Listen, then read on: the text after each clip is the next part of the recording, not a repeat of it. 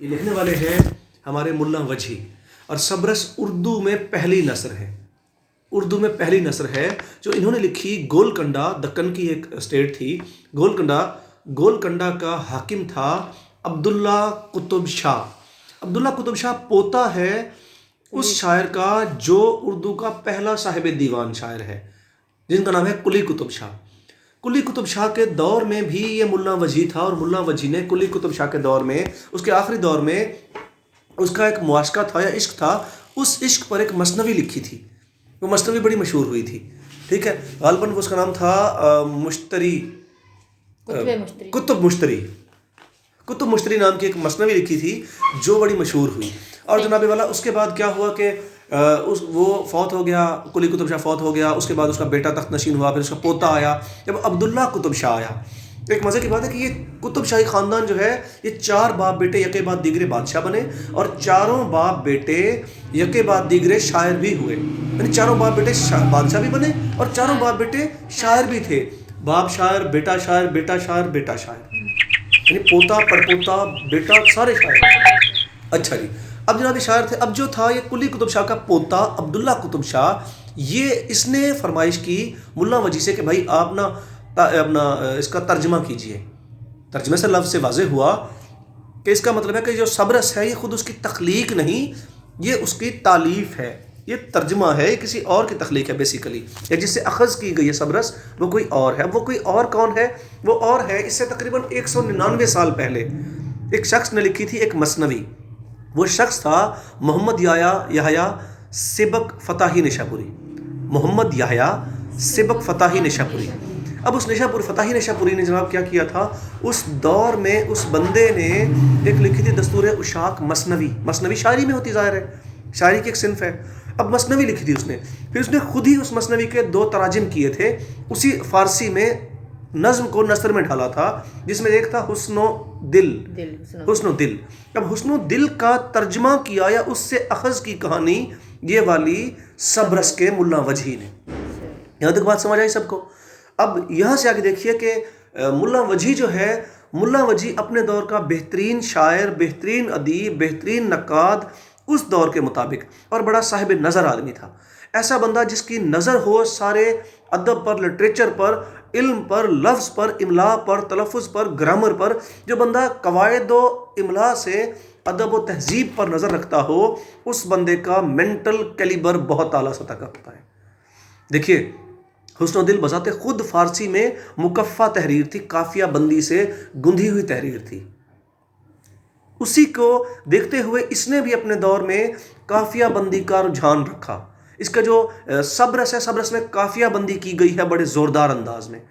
اس نے اس کا اردو ترجمہ کیا، جسے اردو کی پہلی باقاعدہ نثر کہا جاتا ہے، وہ سبرس ہے۔ اس میں اس نے قافیہ بندی کو ملحوظ خاطر رکھا، مکفہ تحریر کی۔ پھر اس نے اس زمانے کے اعتبار سے کچھ لفظوں کی املا کو یوں بیان کیا ہے، کو، قاف واو کو۔ اس نے کو لکھا کوں، یہ کو لکھا یو، انہوں نے کو لکھا انو کہا مطلب انہوں نے کہا، انہوں نے پورے کو انہوں میں ضم کر دیا۔ یہ املا کی یا تلفظ کے اس حساب سے یہ انہوں نے لکھا۔ لیکن اس دور میں بھی انہوں نے زبان کو جدید ترین لینگویج لکھا کہ وہ آج بھی ہمیں سمجھ آتی ہے، وہ آج بھی ہمیں بھلی لگتی ہے۔ اچھا، اسی طرح انہوں نے زبان کے حوالے سے کچھ لفظ دکنی پیور جیسے کوں، سوں، یو، یہ کو یو، اچھا جی، اور وہ جو میں بتا چکا دوسرا لفظ، اس طرح انہوں نے لفظوں کے تجربے کیے۔ پھر اس نے کہانی جو ہے، وہ کہانی دراصل لکھی انہوں نے صوفی رنگ میں۔ اپنے نصیر الدین ہاشمی کہتے ہیں کہ یہ دراصل ایک صوفی رنگ کی تخلیق ہے، ایک صوفی رنگ کی تحریر ہے ملا وجھی کی، یہ سبرس۔ اب وہ کس طرح کے، دیکھیے یہ جناب والا بناتا ہے مشرق اور مغرب کے 2 بادشاہ ہیں۔ مشرق کا عشق ہے، اب غور کریں، ویسے مشرق میں عشق، لیلا مجنوں، ہیر راجھا سی پنو، عشق کے معاملات زیادہ ہیں۔ عشق مشرق والوں کے سر پر ناچ رہا ہے، عشق مطلب مشرق کا بادشاہ ہے، اور عقل مغرب کا بادشاہ ہے۔ اب عقل کا بیٹا دل ہے، عشق کی بیٹی حسن ہے۔ اب جناب والا، اب اس نے کچھ غیر مجسم چیزوں کو مجسم کیا ہے، یعنی تمثیل نگاری کی ہے. تمثیلی رنگ، تمثیل کیا ہوتی ہے؟ وہ چیزیں جن کا جسم نہیں ہے، جن کا وجود نہیں، ان کو وجود تصور کرنا، پھر ان کی خصوصیات کو ان کی عادات شمار کرنا. جیسے عشق کوئی وجود تو نہیں ہے، عقل کوئی وجود تو نہیں ہے، اچھا جی، وفا کوئی وجود تو نہیں ہے، نظر کا وجود تو نہیں ہے، ٹھیک ہے، وہم کا وجود تو نہیں ہے، ٹھیک ہے. اسی طرح اس نے اور اس طرح کے جذبوں کو، رویوں کو اس نے مجسم قرار دیا، کریکٹر بنائے، اور وہ جو ان کی خصوصیات ہیں ان کو ان کی عادات بتایا اور ان سے کام لیا. میں اس کہانی کا خلاصہ بالکل مختصر خلاصہ بتاتا ہوں کہ دل کو ایک دن دوستوں میں بیٹھے، دل جو کہ شہزادہ ہے، بادشاہ عقل کا، مغرب کا شہزادہ ہے، مغرب کے بادشاہ عقل کا بیٹا ہے، شہزادہ ہے. ایک دن اس نے جناب والا دل کو خیال آیا کہ کسی نے ذکر کیا کہ آب حیات ہے، ایک آب جو حیات زندگی ہے، اس کو شوق چڑھا کہ آب حیات ڈھونڈا جائے. اس نے اپنے خاص وزیر نظر کو کہا، اپنے خاص بندے نظر کو بھیجا کہ جاؤ ڈھونڈ کے لاؤ.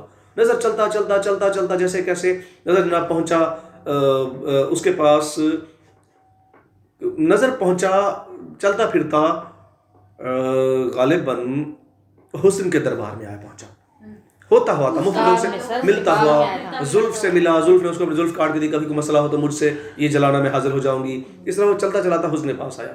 جب حسن کے پاس آیا، اس کی حسن کی سہیلی یا اس کی ہم نوا یا اس کے مصاحب کی مدد سے پہنچا، تو اس نے جناب والا اس سے بتایا کہ جی میرا بڑا خواب ہے، میرے پاس انگوٹھی ہے، انگوٹھی میں یہ دیکھو یہ ایک شکل ہے. اس کو یہ تو ہمارے شہزادے دل کی شکل ہے.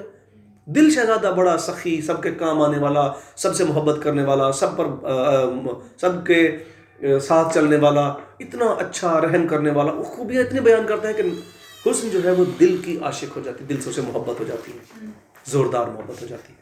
اب جناب والا اس کو زوردار محبت ہو گئی اس سے، تو کیا ہوا کہ یہ کہتے ہیں مجھے اسے میرے پاس لے کے آؤ. اب اپنا بندہ ایک ساتھ بھیجتی ہے، وہ بھی کوئی ایک رویہ ہے جس کو اس نے کریکٹ شمار کیا ہے تمثیلی رنگ میں. یہ جاتے ہیں جب وہاں پہنچتے ہیں تو وہاں بادشاہ کو پتہ چلتا ہے، اور بادشاہ جو عشق ہے وہ پکڑ کے قید کر لیتا ہے نظر کو، اور اس کے اپنے بیٹے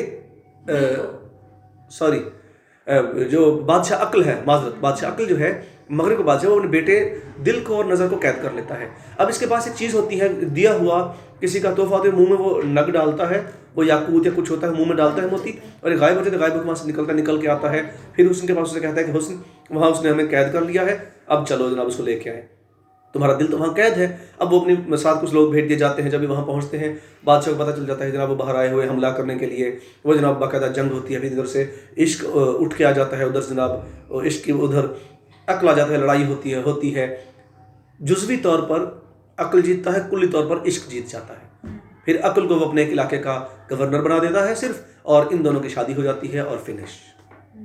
ٹھیک ہے. درمیان میں کئی بار یہ پھنستا ہے، الجھتا ہے، اور کبھی زلف جلا کے بڑھ جاتا ہے، کبھی کچھ کر کے. رقیب نام کا ایک درمیان میں ایک ولن ہوتا ہے، رقیب ہوتا ہے، ولن ہے ویسے بھی عشق میں جو ولن ہوتا ہے وہ رقیب ہوتا ہے، اسے رقیب کہتے ہیں. سر میرے خیال سے یہ جو حسن کی ایک دوست بھی ہوتی ہے جن کو وہم نہیں اور ہوتی ہے. میں نے کہا کہ میں خلاصے کا خلاصہ بیان کرتا ہوں، مختصر ترین بات کی ہے میں نے آپ سے، ورنہ کہانی پر تو ہم کئی دن لگا سکتے ہیں کہانی ڈسکس کرتے ہوئے، ان ڈیٹیل اس کی اچھی بچی ڈسکس کرتے ہوئے، چھوٹے چھوٹے معاملات کو ڈسکس کرتے ہوئے. سر جہاں تک میں نے یہ کھانا سنی تھی نا، تو اس میں یعنی یہ وہم جو ہے حسن کا لبادہ اوڑھ کے دل کے ساتھ بیٹھتی ہے، جب وہم وہ حسن آتی ہے تو ان کو دیکھتے ہیں تو یہ آپس میں متن ہے، تو حسن ان کو قید کر دیتی ہے. میں نے صرف اس کی ون لائن بتائی ہے، آپ ٹھیک کہہ رہے ہیں سارے، ٹھیک ہے، ون لائن. اگر ڈیٹیل میں وہی بات ڈیٹیل میں ہم آ جائیں تو اس میں کئی لیکچر ہو سکتے ہیں، اس کی اسٹوری اتنی خوبصورت ہے. لیکن جب ہم سارے کریکٹر ڈسکس کرنے لگیں گے، اب کریکٹرز کے ناموں اور کاموں میں الجھ جائیں گے.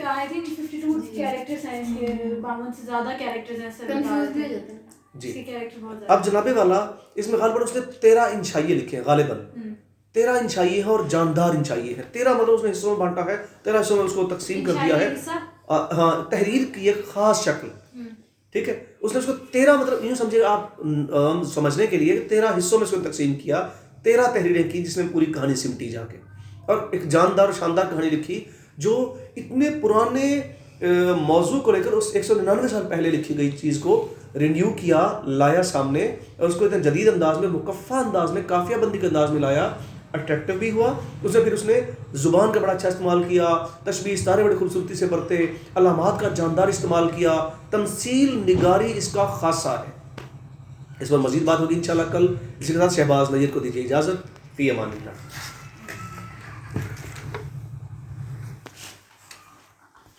بتا